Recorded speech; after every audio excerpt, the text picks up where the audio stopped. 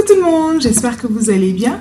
Alors aujourd'hui j'ai un message assez particulier à partager avec vous. Quelque chose qui m'est arrivé dernièrement et ça m'a tellement touchée que je me suis dit il faut que je le partage.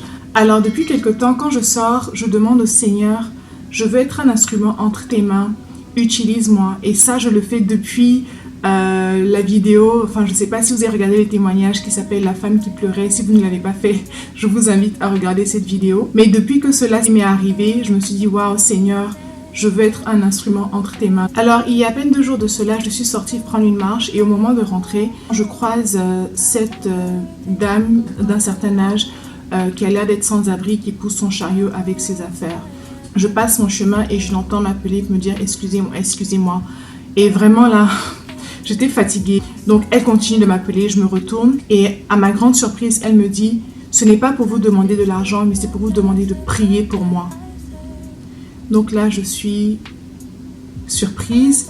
Elle me dit « Oui, j'ai besoin de prière, j'ai besoin d'encouragement. » Et donc lorsqu'elle m'a demandé de prier pour elle, je lui ai demandé comment elle s'appelle. Elle m'a dit qu'elle s'appelait Annie. Je lui ai dit mon nom également et j'ai pris sa main et j'ai commencé à prier pour elle. Donc j'ai prié pour elle pour que le Seigneur renouvelle ses forces, qu'il l'encourage, qu'il lui donne sa paix. Donc quand j'ai fini, j'ai dit Amen et je m'apprêtais à me dégager. Et elle a serré ma main et elle a commencé elle aussi à élever la voix et à prier pour moi dans la rue. En fait, c'était juste une expérience où moi-même j'étais surprise. Je ne sais pas pour vous, mais je n'ai jamais eu un sans-abri qui de un ne m'arrête pas pour me demander l'argent, mais pour me demander des prières. Mais en plus de ça, prie pour moi. Donc vraiment, j'étais juste comme, qu'est-ce qui se passe? Donc elle a élevé la voix, elle a commencé à prier pour moi comme si elle me connaissait. Et après ça, elle a commencé à me vider son cœur. Elle va de centre de femmes à centre de femmes. Et elle parle de Dieu. Elle dit que c'est vraiment difficile d'annoncer la parole de Dieu. Les gens ne sont pas du tout réceptifs. Et elle sentait ce fardeau-là. Et elle était juste fatiguée. Alors une fois qu'elle a fini de me vider son cœur, elle m'a dit qu'elle avait faim.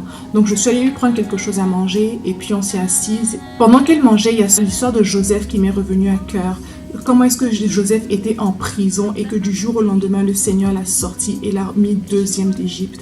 Et c'est vraiment ça que j'ai partagé avec elle pour l'encourager. Je dis, madame, je déclare sur votre vie, ce temps d'épreuve, oui, c'est vrai que ça a l'air long et que c'est difficile, mais je déclare que de la même façon que Dieu a fait sortir Joseph de la prison pour le placer en position d'autorité, que de cette même manière qu'aujourd'hui, vous êtes sans abri, vous ne savez pas où est-ce que vous allez dormir, je déclare qu'en un clin d'œil, le Seigneur change votre situation de façon radicale et que vous vous retrouviez au sommet dans le nom puissant de Jésus pour la gloire de Dieu. Et alors que je parlais comme ça, je voyais que son visage changeait. C'est comme si elle reprenait de l'espoir, elle avait comme un souffle nouveau et puis elle me faisait que me dire merci, merci, merci.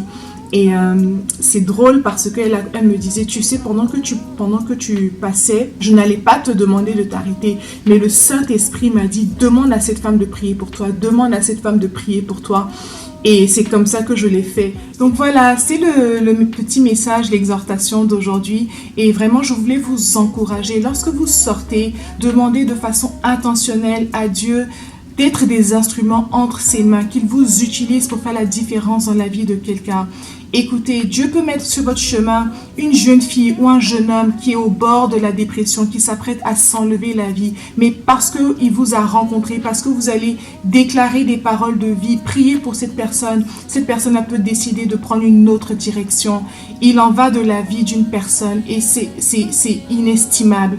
Donc, faites cet exercice-là aussi et je vous assure que le Saint-Esprit mettra sur votre chemin des personnes à qui vous allez communiquer la vie de Dieu et c'est le plus grand trésor que vous pouvez donner à quelqu'un. Et aussi, n'ayez pas honte, on s'en fout de ce que les gens peuvent penser. Écoutez, j'étais dans la rue, imaginez une grande jeune femme noire en train de prier pour une petite madame sans abri québécoise.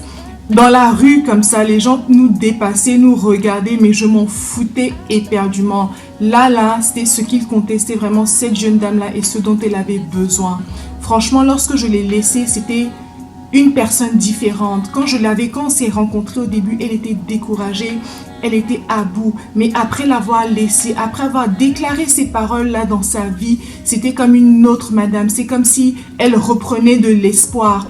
Et je remercie le Seigneur de m'avoir utilisé, d'avoir fait la différence dans la vie de cette madame-là. Donc, ça peut être également votre partage. Il suffit de le demander au Seigneur et puis d'être attentive à votre entourage. Voilà, c'était le partage d'aujourd'hui. J'espère que ça vous aura béni. Et on se dit à la semaine prochaine pour une autre vidéo. Soyez bénis. Au revoir.